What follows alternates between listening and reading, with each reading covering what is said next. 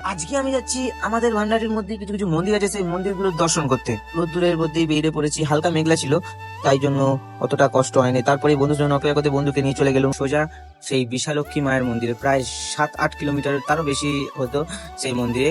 মায়ের দর্শন তো আমরা দেখতে পেয়েছি, কিন্তু ক্যামেরা অতটা দেখা যায়নি। তারপর আমরা দুজন মিলে একটু ভিডিও করলাম। তারপরে দেখি ঘাটে সবাই এখানে মাছ ধরছে, ওইদিকে দূরে নৌকা যাচ্ছে। তারপরে ওখান থেকে বেরিয়ে মা মনসার দর্শন করে আমার পরের ডেস্টিনেশন ছিল আমাদের এই ভান্ডারটির জনপ্রিয় মন্দির হচ্ছে কেশবপুরের মন্দির। তাই জন্য আমরা সেখানেই সাইকেল চালিয়ে বেরিয়ে পড়লাম। ভান্ডারটি আসবো আর আমার ফেভারিট জায়গায় আসবো না, বলতে গেলে এটা আমার সব থেকে ফেভারিট জায়গা, কারণ শান্ত পরিবেশ থাকে এখানটা, আর বলতে গেলে সুন্দর দৃশ্য সব থেকে আমার মানে প্রিয় জায়গা বলতে গেলে। তারপরে এখান দিয়ে বেরিয়ে চলে গেলাম আমাদের পুরোনো স্কুল।